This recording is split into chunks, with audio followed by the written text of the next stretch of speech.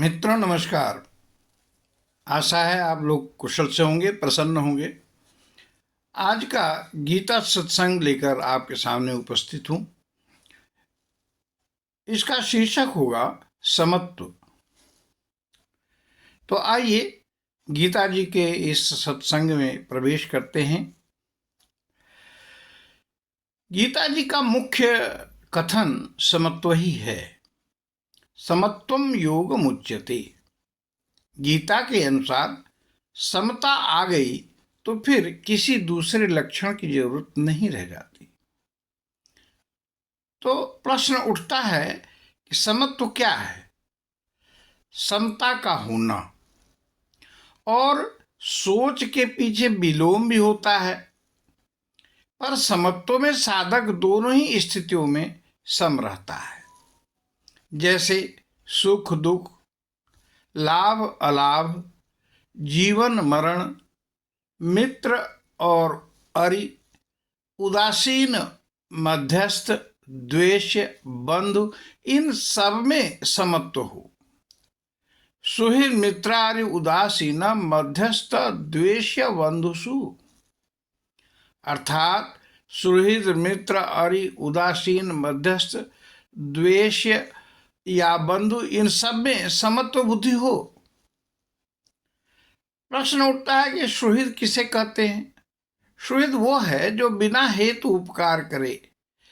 मित्र जो उपकार के बदले उपकार चाहे। अरि कौन है? जो बिना कारण ही नुकसान पहुंचाए। उदासीन वो है जो दो व्यक्तियों में झगड़ा हो तो भी वो कुछ न करे। मध्यस्थ वो है जो सोचे कि दोनों की लड़ाई मिट जाए, दोनों का हित हो। द्वेष जो अपने स्वार्थ के लिए दूसरों का अहित कर दे। बंधु जो भाई हो, निकट का संबंधी हो। तो ऐसे सभी में भावना हो कि सबका हित हो, किसी के प्रति राग द्वेष न हो। इसके अतिरिक्त साधु स्वपिच पापेषु सम बुद्धि विशिष्यते।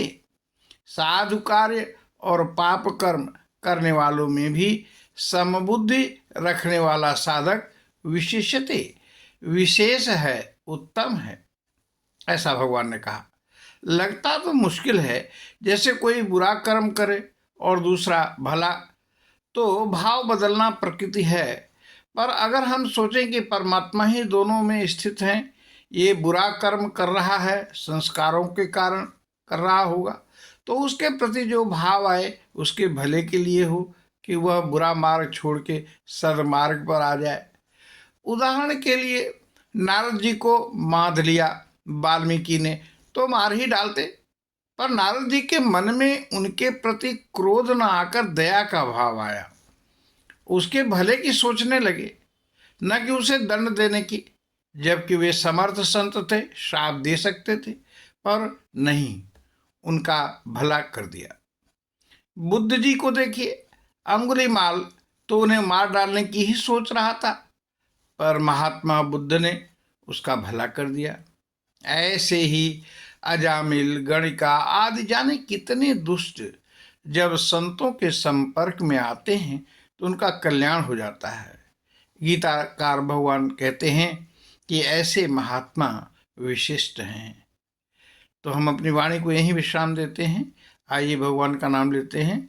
हरि ओम तत्सत, हरि ओम तत्सत, हरि ओम तत्सत। आप सभी को बहुत बहुत धन्यवाद। Thank you.